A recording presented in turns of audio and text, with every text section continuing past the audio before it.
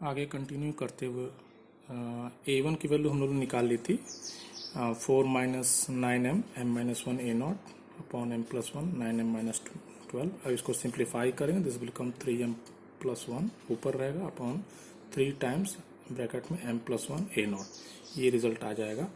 अब इसी तरीके से हम कंटिन्यू करते हुए, यानी जैसे x power m minus 1 lowest term था, उसके बाद उससे नेक्स्ट टर्म था x पावर m, तो now same way we can directly we can find the recurrence relation, सीधे रिकरेंस रिलेशन पाते हैं, यानी एक जनरल टर्म। तो हम मान लिए कि जो हमारा नेक्स्ट टर्म है that is x power m plus k minus 1, इसके कोफिशिएंट को इक्वेट करेंगे जीरो के, जैसे कि हमने अभी किया। तो जो एक्सप्रेशन हमारा इक्वेशन नंबर 5 में था, ये इक्वेशन नंबर 5 में अब इन दोनों में ही x power m plus k minus 1 का कोफिशिएंट निकालेंगे। तो यहाँ पर तो सीधे सीधे यही आ जाएगा पूरा का पूरा। यहाँ पे k की जगह हम लिखेंगे k माइनस 1, तो हर जगह k माइनस 1 आ जाएगा, यहाँ भी k माइनस 1 आ जाएगा।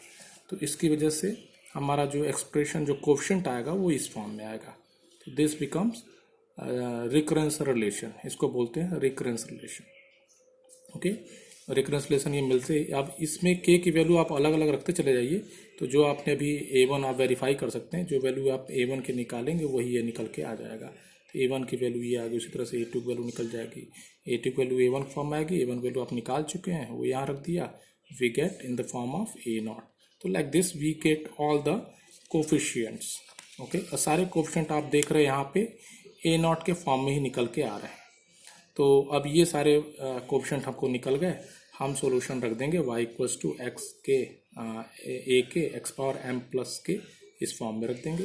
तो x power m it is submission से बाहर है क्योंकि k का वेरिएशन, इसलिए बाहर लिख दिया। A0 सब में आ रहा है, सारे टर्म्स में देखिए, सारे में A1 का वैल्यू हो, चाहे A2 का वैल्यू हो, चाहे A3 का वैल्यू हो, इस तरह से आप करते चले जाएंगे an तक, सब में A0 आएगा, इसलिए A0 सब में से कॉमन हो गया, जो वैल्यू बची वो हो गया। तो इसको दे दिया गया इक्वेशन नंबर, इसको हमने दे दिया इक्वेशन नंबर 6। ओके, ये कंटिन्यूशन में है, ये कंटिन्यूशन में है। ओके, तो 6 इक्वेशन नंबर दे दिया।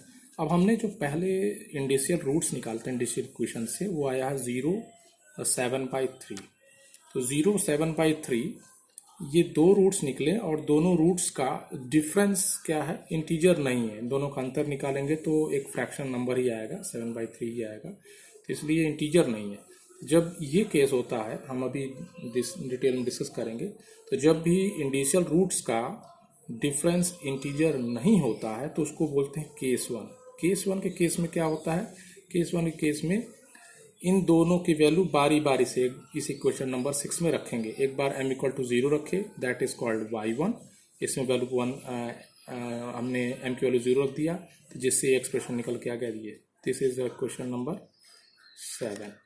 ओके, और उसके बाद दूसरी बार इसी इक्वेशन में रखेंगे, m की वैल्यू दूसरी बार रखेंगे 7/3 इन दिस एक्सप्रेशन, और इससे आपका यही सेम इक्वेशन 6 कन्वर्ट हो जाएगा y2 के फॉर्म में, and we get like this, ये एक्सप्रेशन हमको y2 का मिलेगा। तो we get y1 and we get y2, y1 y2 मिल गए हमको। y1 y2 मिलते ही हमारा जो कंप्लीट सॉल्यूशन होगा, वो complete solution y equals to a y1 plus b y2, a b is arbitrary constant. Okay, तो a1 की वैल्यू हमने रख दी, a1 की वैल्यू हमने जो निकाली क्वेश्चन नंबर 7 से रख देंगे, और a1 नहीं, a y1 की वैल्यू हमने रख दी, b y2 की वैल्यू हमने रख दी, y2 की वैल्यू कंप्लीट हमने ये रख दिया एक्सप्रेशन। तो this is your complete solution. Now a0 दोनों ही कांस्टेंट, तो इसको हमने एक नाम दे दिया c1, और b0 दोनों ही कांस्टेंट, इसको हमने नाम दिया c2, c1 c2 is also arbitrary constant. Now this is your complete solution.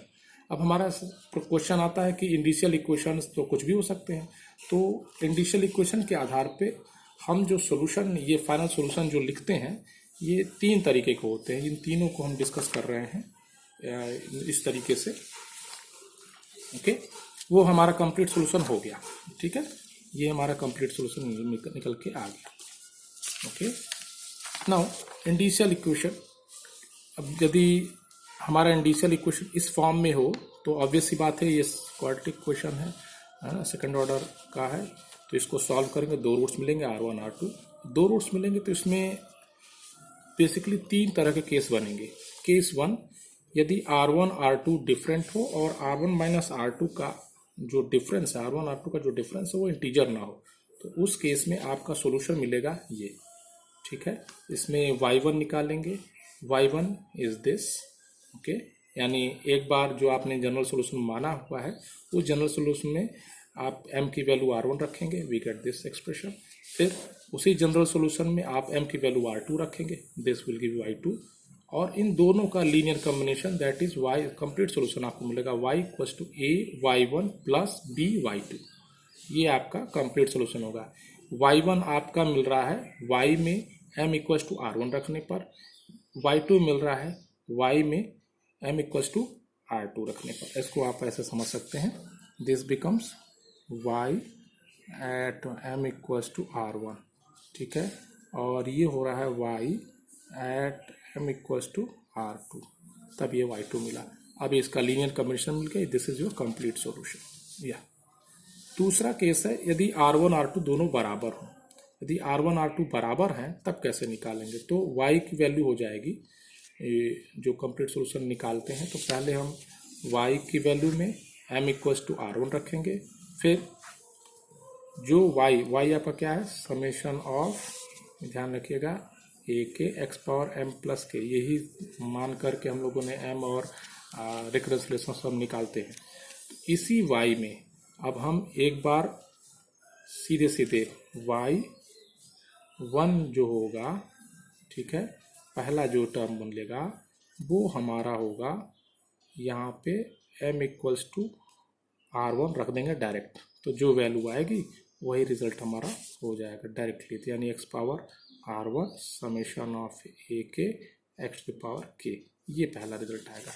दूसरे रिजल्ट यानी दूसरा टर्म के लिए हम पहले y, ये जो टर्म है इसको पार्शली डिफरेंशिएट कर रिस्पेक्ट टू m का डिफरेंशिएट करेंगे, देन डिफरेंशिएट करने के बाद पूरे टर्म को फिर हम m की वैल्यू यहाँ पे R1 रखेंगे and this will give you y2।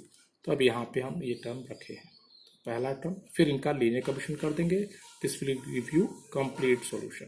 तो अभी हमने जो क्वेश्चन सॉल्व किया वो इस तरीके के मेथड का था, ये केस 1 था। अब नेक्स्ट वीडियो लेक्चर में हम केस 2 और केस 3 करेंगे। केस 3 क्या है, केस 3 दोनों का डिफरेंस यदि इंटीजर हो जाए तब, तो दोनों का डिफरेंस यदि इंटीजर हो जाएगा देन ये y1 कैलकुलेट करेंगे। y1 मतलब वही जैसे हमने यहाँ पे m इक्वल टू R1 रखा, सारे सिंपली जैसे पहले ऊपर करते हैं वैसा ही कर लेंगे, दिस इज योर y1। और y2 इज लाइक दिस, ये याद रखना पड़ेगा, ये k की value they will be different, okay. कभी ये 0 भी हो सकता है, जब 0 होगा तो सिर्फ यही रह जाएगा, कभी कभी ये 0 नहीं होगा, तो it depends upon problem, okay. तो केस 2 केस 3 पर हम लोग नेक्स्ट वीडियो में चर्चा करेंगे। ये 3 केस ही बेसिकली आपके हैं, किसी बुक्स में ये आपका इसी केस 3 को 2 पार्ट्स में करके केस 3 केस 4 कर देते हैं, वो डिपेंड करता है कि इक्वल टू 0 और नॉन 0 की स्थिति में।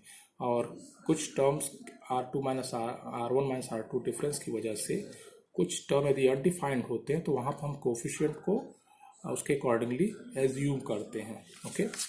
और वो उस तरह से एज्यूम करेंगे ताकि वो सिंप्लीफाई, ये आपका कन्वर्ट होकर के इस फॉर्म में आ जाएगा, ओके। That's it.